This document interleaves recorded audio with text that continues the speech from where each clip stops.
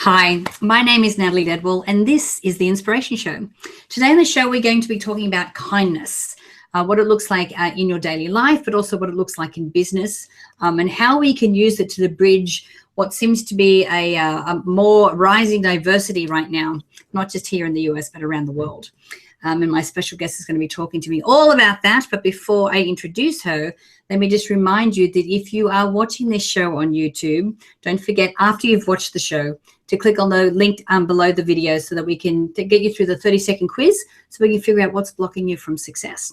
So please welcome my special guest and my very good friend, Jill Lublin. How are you, Jill? I'm doing great, Natalie. Good to be with you. Thank you. Yeah, great to see you. Now I know that you were just hanging out with Glenn on the cruise. I saw a photo of you guys on Facebook, and I know that he was talking to you about your new book, which you can hold up, which is The Profit of Kindness: How to Influence Others, Establish Trust, and Build Lasting and Business Relationships. And it seems this is a very timely conversation to be having right now. So tell me, well, why don't we start first with what you do, because you really are a PR person.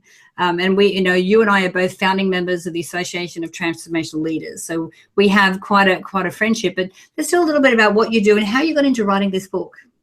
Sure. Well, I help people get media, the very things we're doing now. I just came from Fox News, which was very exciting, talking about kindness. But that's really what I help others to do, is create more media based on their business or a concept. And also I help people get book deals, and those who are self-published get foreign rights deals. So that's what I've been doing for a while. And I love that and will continue to do that.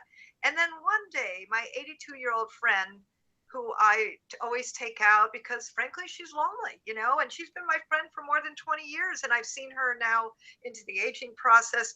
And she looked at me, she goes, "Jill, you're so kind to take out of your time. And I know your busy schedule to take me to lunch, to take me out.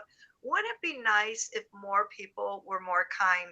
She said, "In fact, I really think we need a new currency, the currency of kindness," which I those like, oh my gosh moments, like that's my next book, because it is important to spread this message. It is important to help people be more kind. And this is my fourth book. I'm very blessed. I wrote a book on publicity called Guerrilla Publicity, one on networking and one on referrals. And what I know is that kindness is the new currency. So from that, I went and promoted to publishers just like I do for other people. And one of them said yes. And here we are with this new book, The Profit of Kindness. So I'm so excited. And it feels like such an important now time, that this book was really blessed to come out in this moment when we have come through a very divisive time, when we need more kindness now more than ever. Yeah, I agree. I think that regardless of what's happening in the world, whether it is through politics or it is through, any of the other, major things that are going on in the world right now, that when we go back to kindness, I mean, of course, there's going to be, we're going to be thinking differently to other people. I mean, that's being human and that's what it's all about. But when we can always come from a place of kindness, I think that's where we can start to have a conversation or model a conversation where, we may still not agree after conversation, but when we're coming from a place of kindness, at least we can show some empathy. So tell me about the book. Like, what I know it says the profit of kindness, but are you talking about business, or what's the angle of the book, or what are you talking about in there? Well, here's what's interesting. Yes, it's for business people because we're talking about how it actually generates more revenue, more profit, more customers. But what's interesting is I've been doing these interviews, I've been talking about the divisiveness in the world, the fact that we need kindness on a daily basis. Kindness goes across all borders. Doesn't matter if you're in business, if you're a mom, if you're, raising children. Really, none of it matters. What matters is that kindness is at the foundation of all that you do. In the book, interestingly enough, we gave a story about Panera Bread Company. Some of you may have heard of Panera. And this gentleman in New Hampshire called up his local Panera and said, "My grandmother is very sick." And she was really to the point of dying. And he said, "You know what she's asking for? She wants clam chowder." So the Panera woman said, truthfully, clam chowder is only made on Friday. This is Tuesday. But you know what? Let me see what I can do. because she heard in the man's voice that this would mean the world to his dying grandmother. So she went and cooked up a batch of clam chowder on a Tuesday when, of course, store policy says it's served on Friday. Do you think that's kindness? Here, not only is it kindness, but that act of kindness went viral. 250,000 people saw that posting. Do you think Panera made more money? Now is thought of as a kind company. It started with one guy asking for something for his grandmother and one minimum wage worker who said, I'll do it for you. I'll Hmm. do it. That's kindness in action. Yeah. That's just, that's what we're talking about. Yeah. And I don't think you're talking about kindness as a currency to get something else. I mean, clearly the story that you've just told us is someone who, like, honestly, for no gain whatsoever, wanted to do this purely out of, kindness or out of love. So I think that if we're using it as a tool to get more, then we've kind of missed the point. Do you think? Absolutely. And interestingly enough, McDonald's ran a Pay with Lovin' campaign where they actually used hugs to pay for their meals. I thought that was amazing. Kleenex ran a huge campaign, Pay It Forward, about buying Kleenex for their customers. Isn't that amazing?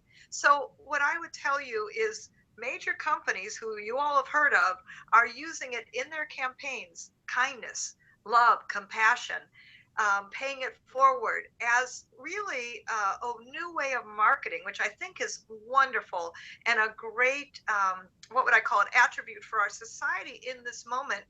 But no, you never use kindness to get something. You be kind because it's the right thing to do. Think of the golden rule: do unto others like you would want done unto you. The things that our parents taught us really are true. Mm. And this world, in this time, we need kindness more than ever. Yeah.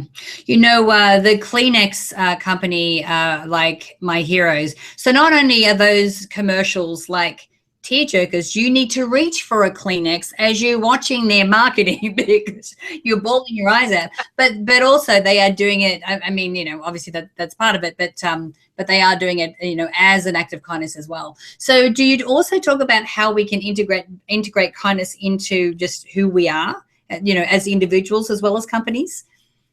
Absolutely. So, it starts with one of my profit of kindness formulas. I call it return on kindness instead of ROI. We got ROK. Mhm. And one of the formulas is to be grateful, express gratitude. So, how about at home?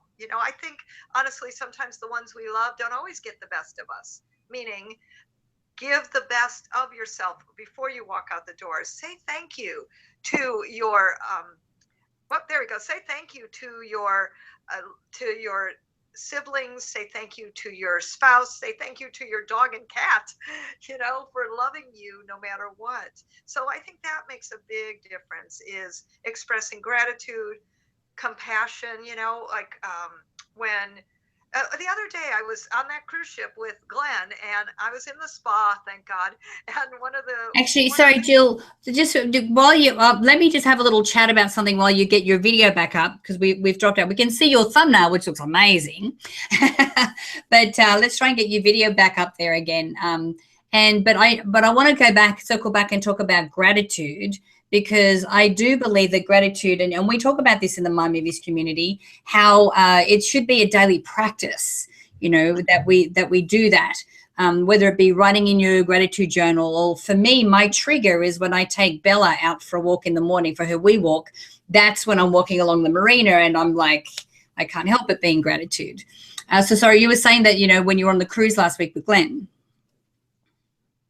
Yeah, so I was in the spa, and this woman was yelling at another woman. Mm-hmm. Was one of the spa directors, and I walked by there, and I just sent a good, blessing. And the woman who was being yelled at, who worked for the ship, said, you don't have to talk to me like that. I understand you're upset, and I'm willing to take care of you, but please don't talk to me like that. Which, by the way, I thought was a very kind thing for her to say, because it could have escalated. She could have gone rah, rah, rah, and then frankly, nobody would have been happy.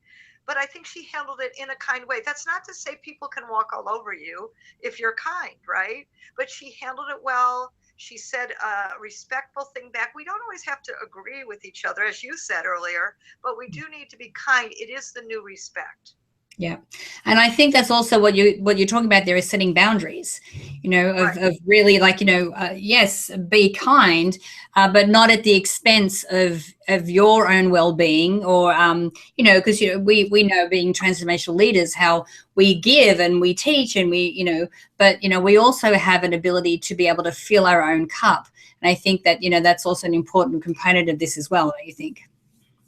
Absolutely. Mm. And it is important to know your boundaries, to know self-care, what you need to do, what to take care of yourself, or whatever it is, right? In each moment, to be kind to self. How about that? Mm. I think many of us aren't kind, to ourselves. We're too hard on ourselves. I know I am sometimes.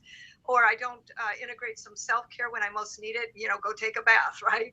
I mean, there's just times you need to take care, put yourself out of commission for a moment and go take care of yourself. And that's kindness. Yeah.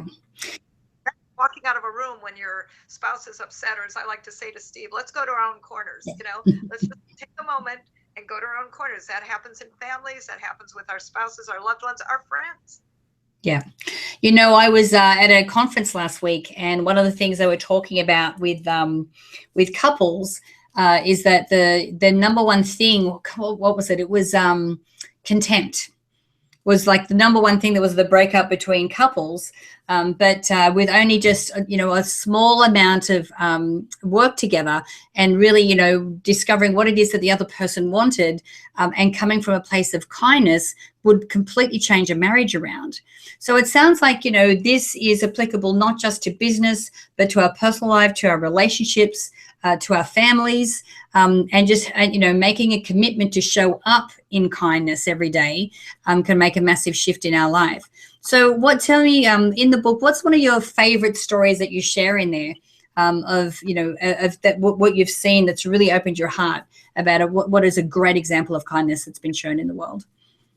Well, if I may, let me share one of my own that I share in the book. He fell and fractured both ankles in multiple places. Can you imagine? And with the impact that had in my life, I couldn't walk, I couldn't bathe, I couldn't do anything. I needed to hire a caregiver for 5 months. I was in a wheelchair.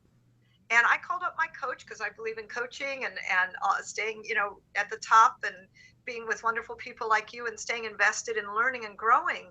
And I called up my coach and I said, I'm sorry, I just can't coach with you right now. My work has been impacted. I can't go speak and consult all over, and I just can't pay for coaching right now. And you know what he said?